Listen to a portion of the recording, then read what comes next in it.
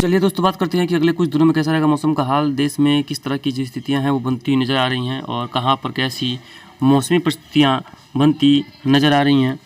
तो सबसे पहले बात अगर बात करें आज 21 मई के दिन, क्योंकि अब आज से केवल इसमें 10 दिनों का समय और रह गया है। मई का महीना भी लगभग क्या मतलब मई का महीना ख़त्म हो जाएगा और आज से केवल 4 से 5 दिन रह जाएगा। मानसून जो है केरल में दस्तक देने की जो संभावनाएं हैं वो बनती हुई नज़र आ रही हैं।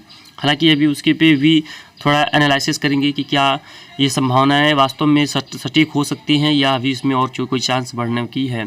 देखिए, अरब सागर के पास एक सिस्टम बना हुआ है, बहुत स्ट्रॉन्ग नहीं है लेकिन सिस्टम बना हुआ है। 21 के शाम को चलेंगे तो ये जो है आज के शाम को देखेंगे तो ये अरब सागर में काफ़ी धीरे धीरे थोड़ा सा स्ट्रॉन्ग हो सकता है, बहुत स्ट्रॉन्ग नहीं होगा। 22 के दिन भी वो यहाँ पर बना रहेगा। और केरल पे देखिए मानसूनी हवाएं पहुंचना शुरू हो चुकी हैं। ICMW के हिसाब से भी 23 के आसपास केरल पे पूरी अच्छी से हवाएं जो है वो पहुंचनी शुरू हो चुकी है। देखिए कितना अच्छा सा केरल पे जो हवाएं हैं वो पहुंचने लगातार शुरू हो चुकी हैं। और 25 के आसपास तो जो मानसून का हवाएं हैं केरल में काफ़ी बढ़िया से एंटर करेंगी। 26 के आसपास भी देखेंगे हालात जो है वही नज़र आ रहे हैं कई इलाकों में। और बात करेंगे 27 तारीख के आसपास, देखेंगे 27 के आसपास भी जो केरल के करीब करीब कई इलाकों में जो हवाएं हैं वो पहुंचने शुरू होंगी। हालांकि उसी समय एक म्यांमार के तट पे सिस्टम बनने की संभावना है। जस्ट केरल के तट पे भी एक सिस्टम बनने की संभावना दिख रही है, लेकिन बहुत कमज़ोर होंगे, स्ट्रॉन्ग नहीं होने वाले।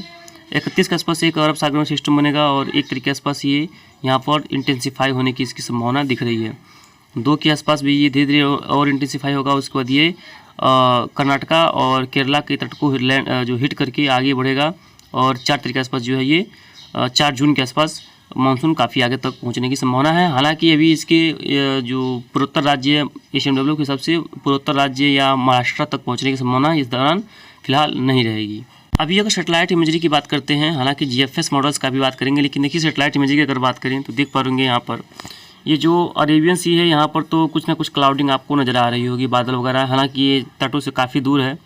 और ये देखिए जो पूर्वोत्तर राज्य है यहाँ पर भी देखेंगे तो असम मेघालय का क्षेत्र है या बांग्लादेश क्षेत्र है, यहाँ पर बहुत बढ़िया पैच बना हुआ है और बहुत इंटेंस बारिश यहाँ पर चल रही है। और कहाँ पर चलिए, जितना दूर बिजली चमक रहा है केवल उतना ही दूर बारिश हो रही है, बाकी जगह पर केवल बादल छाए हुए हैं। यहाँ पर बारिश वगैरह बिल्कुल भी नहीं है। और देखिए कुछ उड़ीसा के अंदरूनी इलाकों में निचले स्तर के क्लाउड है, ये बहुत निचले स्तर के बादल होते हैं। कहीं कहीं पर ये बादल बरसते हैं, कहीं कहीं पर देखने में केवल जो है वो बादल छाए रहते हैं, देखने में बहुत सुकून होता है, गर्मी से काफ़ी राहत होती है। और उमस भरी गर्मी तो इतनी तंग करके रखी है कि आप तो जानते ही होंगे। उत्तर में चलेंगे, देखेंगे उत्तर में जम्मू कश्मीर वगैरह पे एक बहुत बढ़िया वेस्टर्न डिस्टर्बेंस आया हुआ है और यहाँ पर इसका प्रभाव देखने को कई इलाकों में मिलने की संभावना है। हालांकि बहुत भारी वर्षा तो नहीं होगी, ये संभावनाएं जो है यहाँ पर प्रबल बनी हुई हैं अच्छी वर्षा की।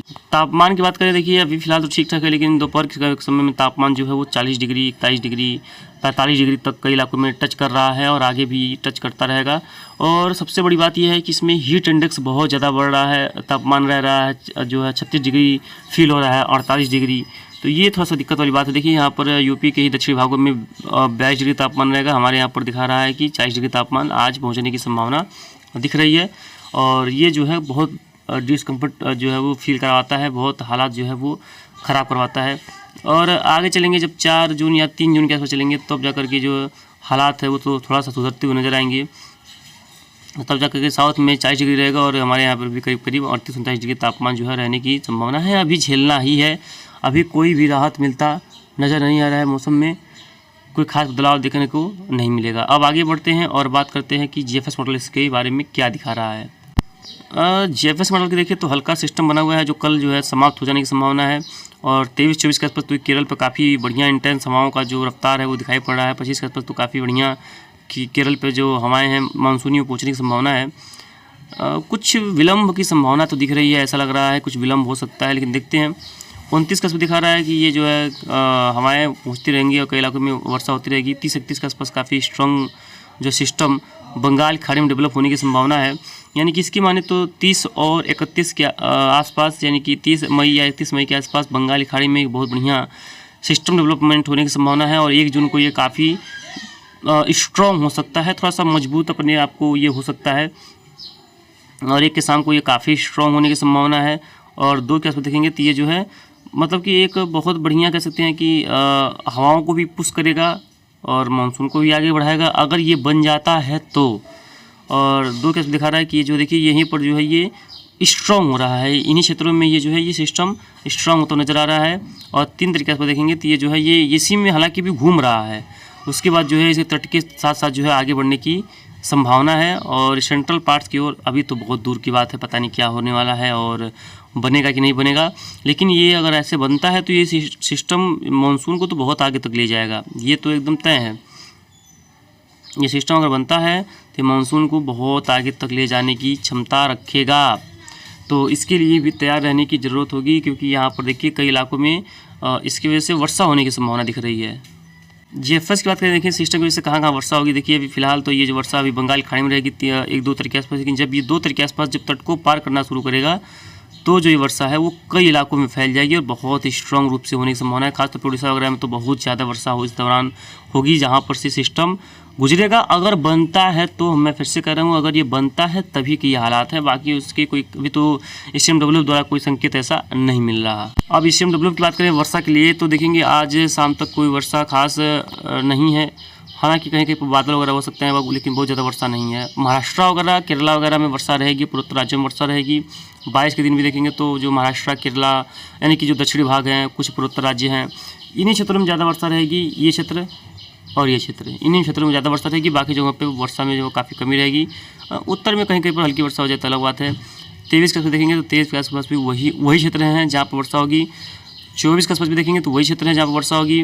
25 के आसपास देखेंगे तो 25 के आसपास भी वही क्षेत्र हैं जहाँ पर वर्षा होने की संभावना है। 26 के आसपास देखेंगे तो 26 के आसपास देखेंगे तो कुछ उत्तर प्रदेश के क्षेत्र, कुछ बिहार के क्षेत्रों में कुछ संभावनाएँ बन रही हैं बारिश होने की, वो समय की बात है, क्या होगा क्या नहीं होगा। 27 के आसपास मौसम फिर से बदलाव होगा और 28 के आसपास फिर से वर्षा है बिहार और यूपी में नज़र आ रहा है। 29 के आसपास देखेंगे तो 29 के आसपास भी कई इलाकों में वर्षा हो सकती है। 30 के आसपास देखेंगे कई इलाकों में बारिश हो सकती है। 31 के आसपास भी राजस्थान वगैरह, मध्य प्रदेश वगैरह, गुजरात वगैरह कई क्षेत्रों में वर्षा की संभावना है। और 1 तारीख के आसपास भी देखेंगे तो हालात जो है राजस्थान गुजरात में बहुत अच्छी रहने वाली है बारिश के लिहाज से। 3 तारीख के आसपास भी वही कंडीशंस हैं। 4 तारीख के आसपास देखेंगे तो काफ़ी वही जो कंडीशंस हैं बनती नज़र आ रहे हैं।